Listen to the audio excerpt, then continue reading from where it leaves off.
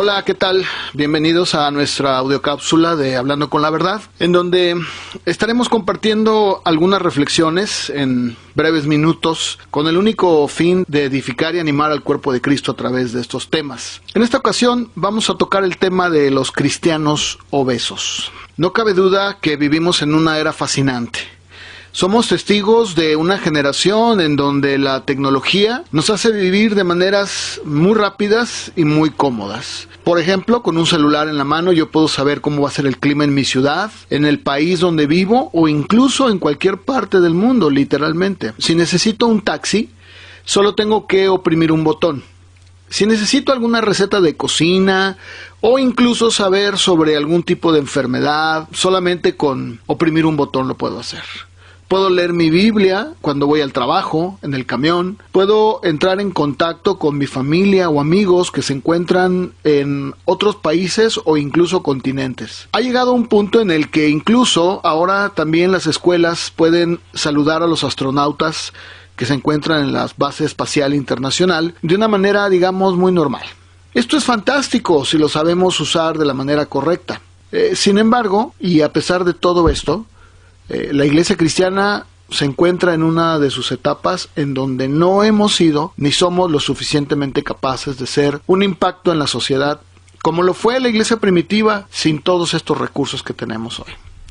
Y la pregunta es, ¿qué está sucediendo? Estoy convencido que el día de hoy hemos trasladado esa tecnología y ese conocimiento a la iglesia y lo hemos usado de una manera incorrecta. Si bien el tener todo esto nos debería de llevar a orar y a conocer misioneros y necesidades espirituales en otros lugares del mundo, así como la persecución que existe en algunos lugares o pueblos no alcanzados, simplemente nos hemos limitado a engordar espiritualmente, a saciar nuestro conocimiento y no lo llevamos más allá de la silla, la butaca o la banca de la iglesia. Recuerdo perfectamente bien cuando fui a ver una película con mi hija, la mayor, la película de Wall-E.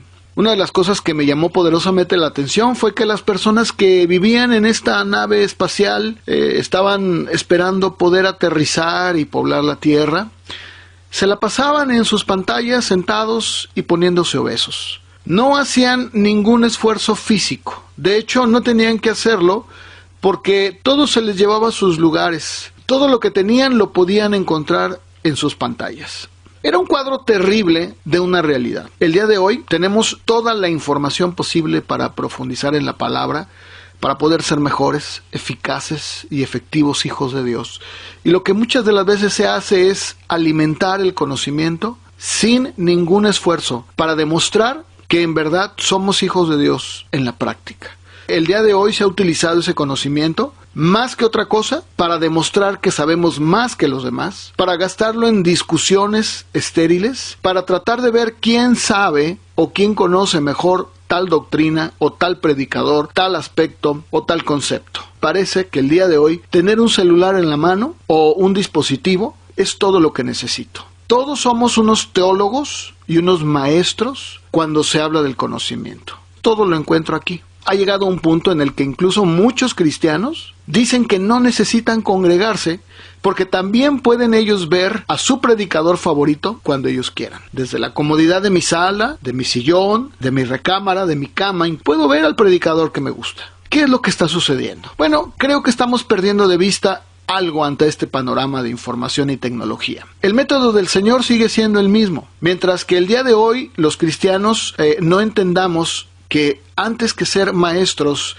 debemos ser discípulos, que antes de ser el que envía debo ser el mensajero, antes de ser el mayor debo ser el menor, antes de ser el más grande debo ser el que sirve.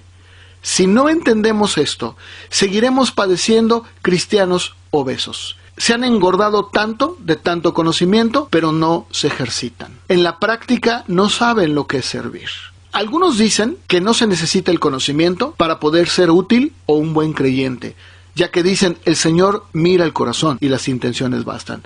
Otros argumentan lo contrario. Todo gira alrededor del conocimiento y entre más sabes y conoces, eres un mejor creyente. Porque dicen, mi pueblo pereció porque le faltó conocimiento. Pero dicen otros, el amor edifica. Nos encontramos ante estos dos panoramas. Una persona que no lee, que no se esmera en conocer al Señor por medio de la lectura que Él nos dejó, porque no en vano nos dejó un libro llamado la Biblia, y los libros sirven para leerse, no para hacer adornos de la casa. Una persona así será presa fácil de la manipulación y la emoción. Solo necesitamos echar un vistazo a este canal de YouTube para comprobar cualquier tipo de locura disfrazada de espiritualidad con una ignorancia terrible. Por el otro lado, una persona con un gran conocimiento únicamente será presa fácil del orgullo y de todo lo que conlleva. Recordemos que ese fue el pecado de Satanás y creo que no necesito profundizar más. Pero la respuesta sigue siendo la misma.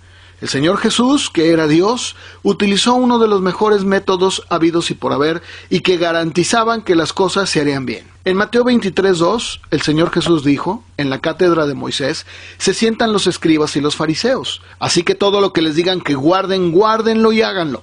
Mas no hagan conforme a sus obras, porque dicen y no hacen, porque atan cargas pesadas y difíciles de llevar y las ponen sobre los hombros de los hombres, pero ellos ni con un dedo quieren moverlas. Si nos damos cuenta, el Señor Jesucristo está poniendo el énfasis y está hablando acerca de los escribas y fariseos, que ellos anteponían el decir por el hacer.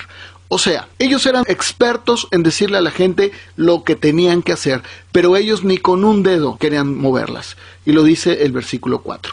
Atan cargas pesadas y difíciles de llevar y las ponen sobre los hombros de los hombres, pero ellos ni con un dedo quieren moverlas. Antes hacen todas sus obras para ser vistos por los hombres. El Señor Jesús fue bastante claro en demostrarnos que en el discipulado el énfasis debe estar puesto primeramente en el ser y luego en el hacer. Vayamos a otro ejemplo en la Escritura. En Mateo capítulo 5, verso 17, no piensen que he venido para abrogar la ley de los profetas. No he venido para abrogar, sino para cumplir.